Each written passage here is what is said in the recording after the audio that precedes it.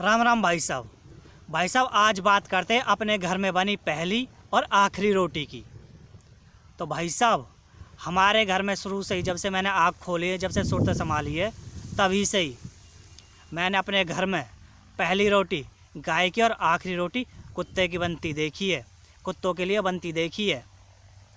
तो भाई साहब, जब भी कोई गाय को रोटी देनी होती थी या फिर कुत्तों को रोटी डालनी होती थी तो उस काम को मैं ही करता था, ज़्यादातर मैं ही करता था। तो भाई साहब, वैसे भी अगर आप देखोगे, जो हमारे गांव में पशुधन होता है उसमें सबसे ज़्यादातर भैंस ही रखते हैं। जब बहुत कम लोग होते हैं जो गाय को रखते हैं, पर रखते हैं। तो भाई साहब, हमारे घर के सामने हमारे ताऊ रहते थे, वो ही रखते थे ज़्यादातर गाय।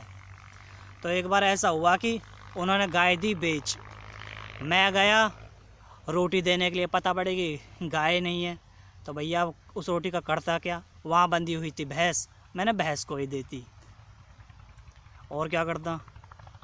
अब भैया दूसरी रोटी की बात करते हैं, जो आखिरी रोटी है। भैया एक जो आखिरी रोटी होती है उसे हम डालते हैं, उसे हम खिलाते हैं अपने कुत्तों को। या फिर जो भी रोटी बच जाती है, जैसे घर परिवार के लोग खा लेते हैं, उसके बाद सुबह या शाम जो भी रोटी बच जाती है उसे हम सबको हम कुत्तों को ही खिला देते हैं। और माना जाता है कि भैया ये भैरव बाबा के भक्त होते हैं कुत्ते, तो भैया इनके लिए हम आखिरी रोटी और जो भी रोटी बच जाती है इनके लिए ही डाल देते हैं, इनको ही खिला देते हैं। अब भैया जैसे अब हर वक्त तो कुत्ते होते नहीं हैं, तो जब भी हमारी रोटी बची, अपने मेन गेट के साइड में हम टुक टुक करके, छोटे छोटे टुक टुक करके अपनी रोटी डाल आते हैं। वहाँ जो भी भैरव बाबा का भक्त आता है, जो भी कुत्ता आता है, क्योंकि माना जाता है कि भैरव बाबा के भक्त होते हैं, वो अपनी रोटी खाते हैं और चले जाते हैं।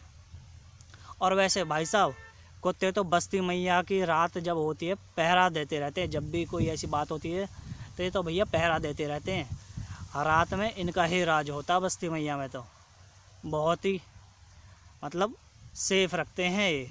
कोई भी आना जाना हुआ किसी का भी तो भौंकने तो लगते ही हैं। तो भैया बहुत काम की चीज़ होती है ये।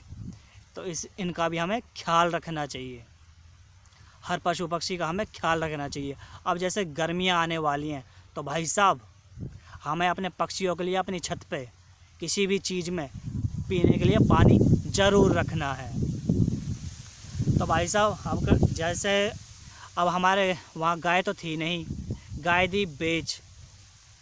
अब बेचने के बाद वहाँ गाय तो कोई बची नहीं, वहाँ बची थी गाय, क्योंकि हमारे घर के ही सामने की बात है। कई बार जब हम रोटी डालने के लिए जाते कुत्तों के लिए, तो जो गाय की रोटी बनती, कई बार तो मैं उसको भैंस को ही खिला देता।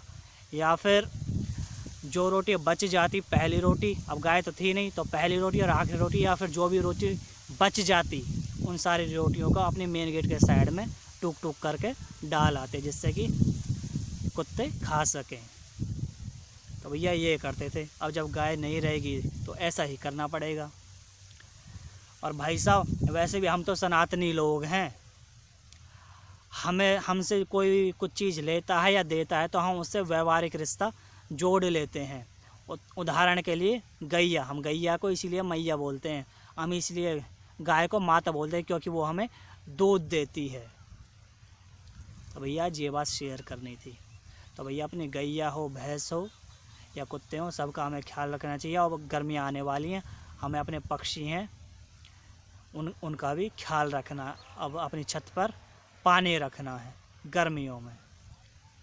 जय तिरंगा, जय भारत, जय जवानी, जय किसानी।